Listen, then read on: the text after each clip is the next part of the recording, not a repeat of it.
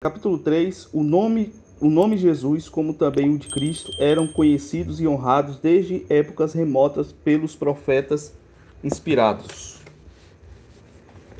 É agora o momento adequado de mostrar que o próprio nome Jesus, como também o de Cristo, foram honrados pelos profetas consagrados de outrora. Primeiro, o próprio Moisés reconheceu como é supremamente augusto e ilustre o nome de Cristo, quando transmitiu a tradição dos tipos e símbolos místicos de acordo com o oráculo que lhe declarou: Atenta que faças tudo conforme o modelo que te foi mostrado no monte, pois o mesmo homem a quem dentro do que era legítimo chamou de sumo sacerdote de Deus, a ele mesmo chama de Cristo. E dessa maneira, a dignidade do sacerdócio que ultrapassa com ele toda a superioridade entre os homens, com honra e glória acrescidas, ele associa o nome de Cristo. Assim, evidentemente, ele compreendeu que Cristo era um ser divino, o mesmo Moisés, sob o Espírito Divino, antevendo também o título Jesus, igualmente o dignifica com certo privilégio de distinção. Pois esse nome, que nunca fora pronunciado entre os homens antes de Moisés, ele o aplica primeiro aquele que, conforme sabia, viria a ser de modo mais típico e simbólico, seu sucessor no governo da nação, após sua morte. Seu sucessor, portanto, que não receber o título Jesus, que é Josué, tá? Antes desse período, sendo chamado por seu outro nome, Oséias, dado pelos pais, recebeu de Moisés o nome Jesus, ou seja, Jeosua, né? Eu acho que é Jeosua, né? Porque aqui não deve estar transliterado, não. Josué, dado pelos pais. Vamos lá. Em Números 13 e 16. Esse nome, como distinção honrada, muito superior a qualquer diadema real, foi conferido a Josué porque ele, o filho de Num, carregava uma semelhança com nosso Salvador como o único que, depois de Moisés e a concretização daquele culto simbólico prestado por seu intermédio, sucedê-lo-ia num governo de religião pura e imaculada. Assim, é interessante, eu leio muito a Bíblia, sabe? De que, de que eu me entendo por gente, na realidade eu aprendi a ler com a Bíblia. E eu não sabia dessa mudança do nome de Josué, quer dizer, eu não estou bem lembrado. Eu vou dar uma pesquisada depois, mas é interessante, né? A questão da sucessão de Moisés, até porque quando Moisés faz a profecia acerca de Cristo, ele fala que surgiria um profeta semelhante a ele, né? E a esse vocês seguirão, né? Tá em Deuteronômio, capítulo 22 ou 23, se eu não me engano. Mas depois a gente checa isso. Vamos lá. Assim Moisés associa o nome do nosso Salvador Jesus Cristo como a honra suprema a dois homens que, de acordo com ele, excediam todo o restante em virtude e glória, ao sumo sacerdote e aquele que o governaria após ele. Mas os profetas que viveram subsequentemente a essa época também pronunciaram claramente a Cristo por nome, enquanto, ao mesmo tempo, predisseram as maquinações dos judeus contra ele e o chamado aos gentios por meio dele. Jeremias testemunha assim, dizendo: O sopro, o Espírito, diante de nossa face, Cristo, o Senhor foi levado nas destruições deles. Dele dizíamos: debaixo da sua sombra viveremos entre as nações. Lamentações, né? 4, capítulo 4, versículo 20. Davi também, cheio de admiração, fala dele como se segue: porque se amotinaram as nações e os povos imaginam coisas vãs. Os reis da terra se levantam e os príncipes juntos se mancomunam contra o Senhor e contra o seu Cristo. Aqui é Salmos, tá? Ao que depois acrescenta, tratando da própria pessoa de Cristo: O Senhor me disse: Tu és o meu filho e hoje te gerei. Pede-me e eu te darei as nações por herança e os confins da terra por tua possessão.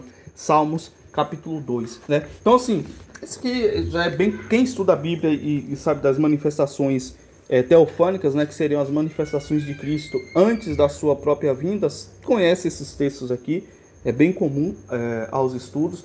O que é engraçado é que você vai ter diversas denominações religiosas que proíbem, ou diz que você não pode pegar a Bíblia e ler. Não tem como, eu garanto para vocês, meus queridos, não tem como você pegar a Bíblia e extrair coisa errada dela, a não ser que ou sua mente está sendo guiada por Satanás, ou você é aquele tipo de pessoa que vai isolar texto para defender a sua própria ideia. Tirando isso aí, não tem como ter erro acerca dessas questões, tá? Vamos continuar.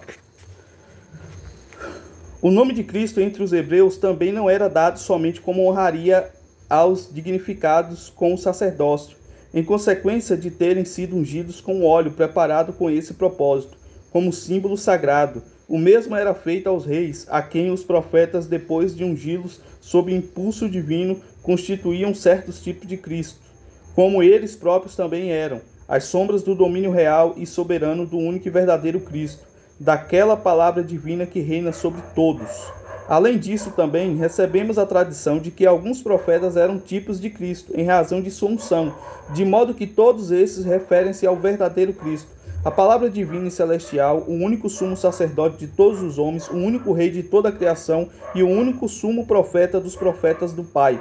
A prova disso é evidente pelo fato de nenhum desses antigos ungidos fossem sacerdotes, reis ou profetas ter obtido tal poder com excelência divina como o manifestado por nosso Senhor e Salvador Jesus, o único e verdadeiro Cristo. Pois estes, ainda que ilustres entre seus conterrâneos em dignidade e honra, por uma longa série de gerações, nunca chamaram seus súditos por um nome semelhante. Cristãos jamais se receberam honra divina de nenhuma desses súditos, nem após a morte deles houve uma disposição tão forte em alguém, ao ponto de estarem dispostos a morrer pelo indivíduo honrado. E nunca houve tão grande comoção entre as nações da terra com respeito a ninguém, já que a mera força do tipo não podia agir com tamanha eficácia entre elas, quanto à manifestação da realidade pelo nosso Salvador. Embora ninguém lhe tenha atribuído insígnias ou emblemas de sacerdócio, embora não tenha derivado sua origem terrena de uma raça sacerdotal, não tenha se elevado para imperar sob escolta de guardas, não se tenha tornado profeta semelhante aos antigos, não tenha obtido dignidade especial ou alguma dignidade entre os judeus, apesar de tudo isso, foi adornado pelo Pai, com todas essas honrarias, não meramente simbólicas, mas com um propósito, com a própria realidade. Embora não tenha obtido as mesmas honrarias daqueles mencionados acima, ainda assim é chamado Cristo por um direito bem superior, e sendo o único e verdadeiro Cristo de Deus, encheu todo o mundo com um nome realmente augusto e sagrado, o nome dos cristãos. Para os que são admitidos entre esses, ele já não partilha meros tipos e similitudes, mas virtudes inconfundíveis e uma vida celestial nas doutrinas da verdade.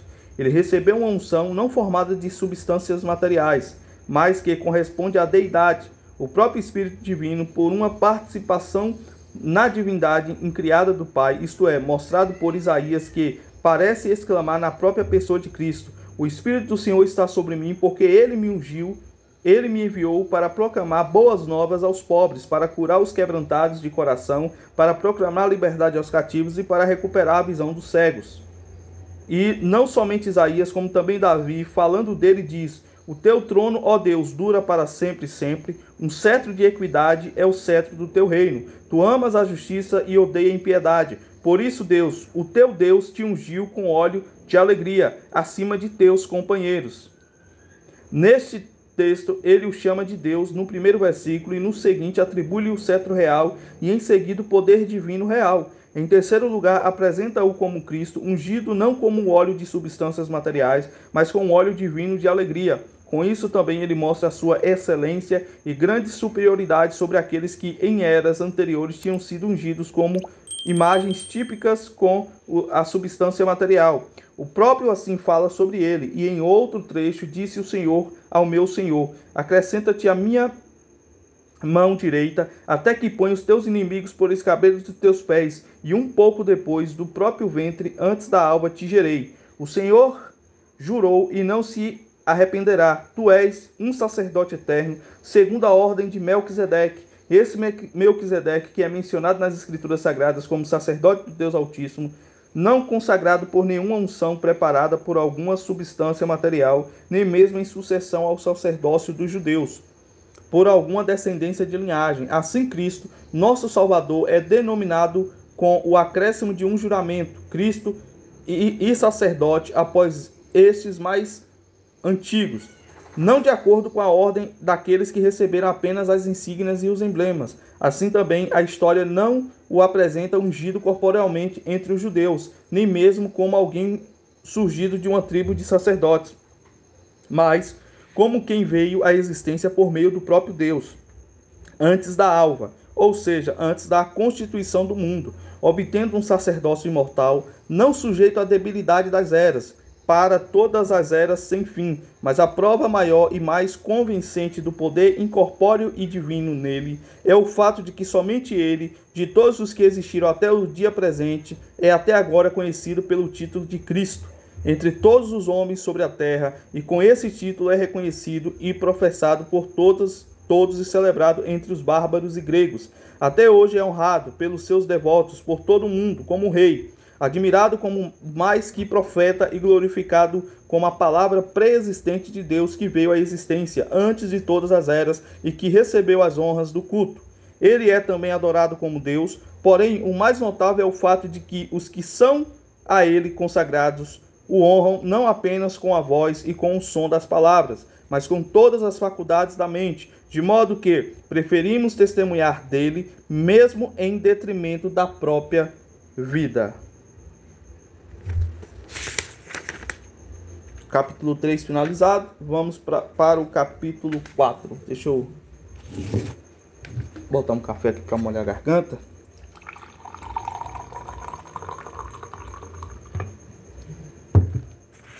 Capítulo 4. A religião anunciada por Cristo entre todas as nações não era nem inesperada nem estranha. Vamos lá. Essas questões foram assim necessariamente postuladas antes de nossa história para que ninguém suponha que nosso Senhor e Salvador Jesus Cristo era um mero recém-chegado, por conta da data em que apareceu em carne entre os homens. E agora, para que ninguém suponha que sua doutrina seja nova ou estranha, como que surgida de alguém de origem recente, em nenhum aspecto diferente do restante dos homens, vamos também examinar brevemente esse ponto. É evidente que pouco depois que a aparição do nosso Senhor e Salvador Jesus Cristo foi dada a reconhecer a todos os homens, veio de repente à existência uma nova nação, uma nação confessadamente nem pequena nem fraca, nem situada num recanto remoto da terra, mas a mais populosa e invencível, uma vez que sempre teve o poder de Deus por sustento. Essa nação que apareceu no tempo determinado por inescrutável sabedoria é a que entre todas é honrada com o nome de Cristo. Um dos profetas, prevendo com os olhos do Espírito de Deus que esse povo surgiria, ficou de tal maneira tomado de admiração que exclamou: quem ouviu tal coisa? Quem jamais declarou coisa semelhante? Veio a existir a terra em um só dia, uma nação a ser gerada de uma só vez. O mesmo profeta também dá alguma indicação do nome que seria induzido. Os que me servem serão chamados por um nome novo, que será bendito sobre a terra. E de fato, embora sejamos evidentemente um novo povo, esse novo nome de cristãos vem se tornando conhecido de todas as nações. A prática, entretanto, a conduta e a conversa, os princípios da piedade prevalecente entre esse povo não são de invenção recente.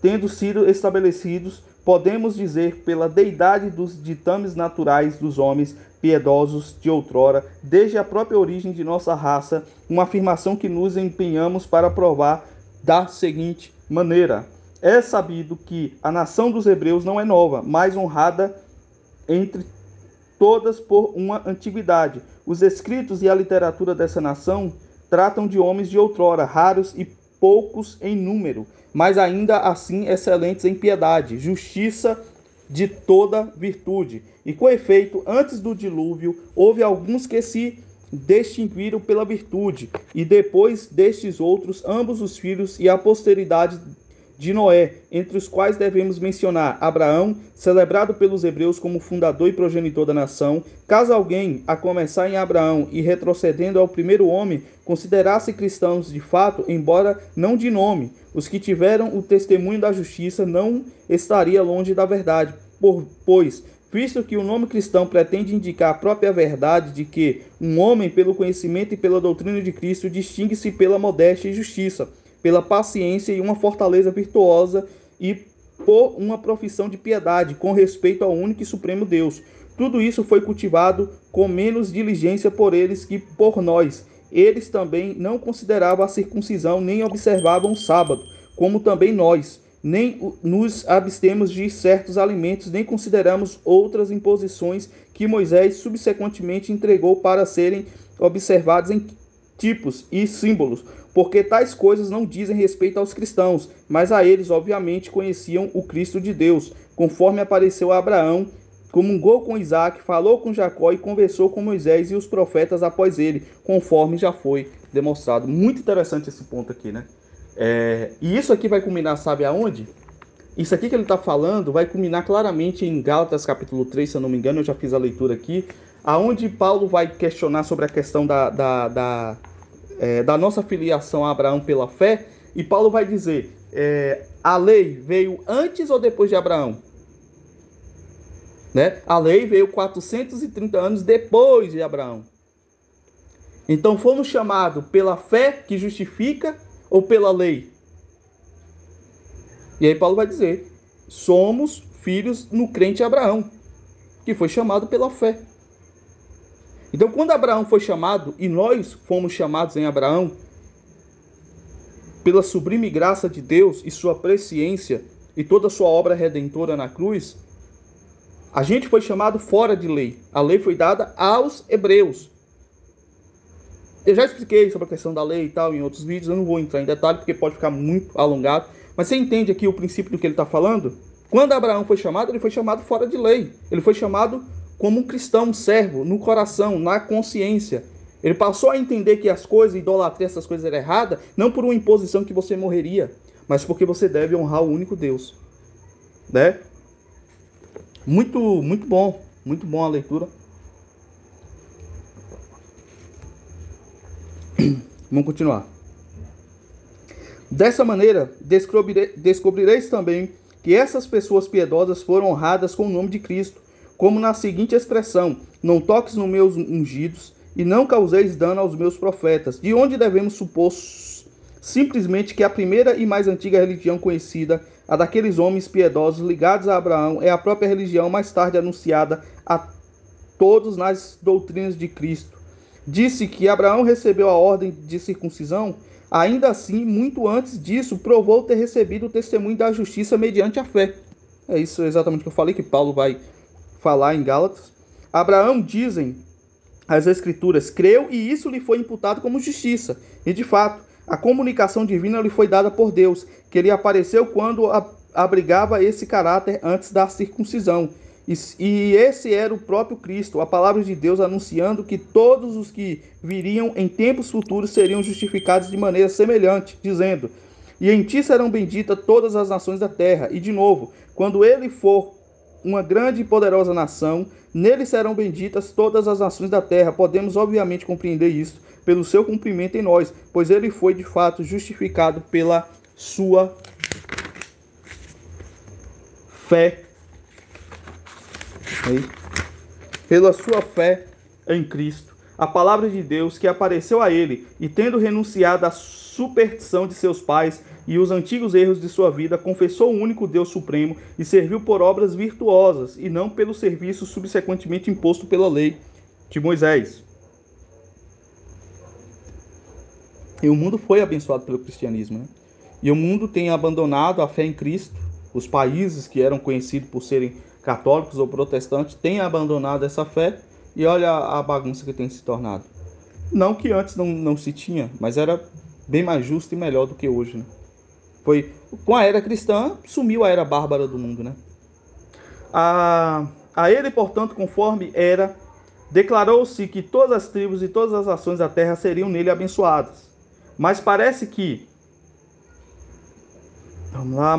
até o presente o curso da piedade percorrido por Abraão é cultivado apenas pelos cristãos, e isso também por obras mais eficazes que palavras, que então nos impediria de reconhecer com isso que existe um único e mesmo princípio de vida e conduta. O mesmo curso de piedade comum a nós que seguimos a Cristo é aqueles homens piedosos e aqueles homens piedosos que viveram em tempos muito distantes. Assim, evidencia que a religião transmitida a nós na doutrina de Cristo não é uma doutrina nova ou estranha, mas para que se diga a verdade, a primeira e única religião verdadeira, isso deve ser suficiente. E a gente sabe que é um fato. Quando a gente vai estudar a história dos patriarcas e a história dos 10 primeiros homens, né,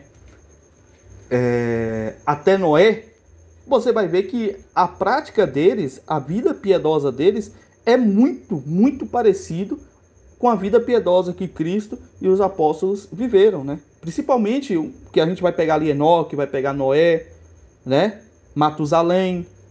Eles viviam de forma extremamente piedosa, né? Não fazendo assim diferente do mundo da época, certo? Sem sacrifício, sem nada disso. Então, de fato, muito interessante essa colocação de Eusébio de Cesareia, né? Vamos dizer assim, o cristianismo é a religião mais antiga do mundo, em sua prática, né? Agora que a gente está falando em conjuntos de doutrina, porque a doutrina da fé cristã ela só vem surgir ali com os apóstolos, né? Mas o modo piedoso de viver, né? Não roubar, não assassinar, não adulterar, não matar, viver de forma piedosa, buscar a paz com todos. Por mais que a gente se irrite com esse mundo, é o que eu digo. A gente se irrita com as coisas, a gente fala de assuntos sérios aqui, mas eu sempre estou inculcando na cabeça de vocês. É para a gente ter raiva do pecado, se indignar com o pecado, mas não querer agora sair e fazer justiça com as próprias mãos ou causar dano a terceiros por causa de um pensamento, né? Vamos dizer, arbitrário e diferente. Bom, a gente leu o capítulo 4, tá? A próxima leitura a gente continua do capítulo 5, tá? Vai ser bacana, se todos os capítulos forem mais ou menos desse tamanho, né? A gente vai ler sempre 2 capítulos por áudio, vai dar mais ou menos 20 minutos. E vai ficar bacana a divisão, né? Não significa que os capítulos são pequenos, que o livro é pequeno, né? O livro tem mais de 400 páginas, então vai ser uma leitura bem prolongada e interessante. Tá bom, pessoal? Espero que vocês tenham gostado. Qualquer dúvida, deixe aí nos comentários.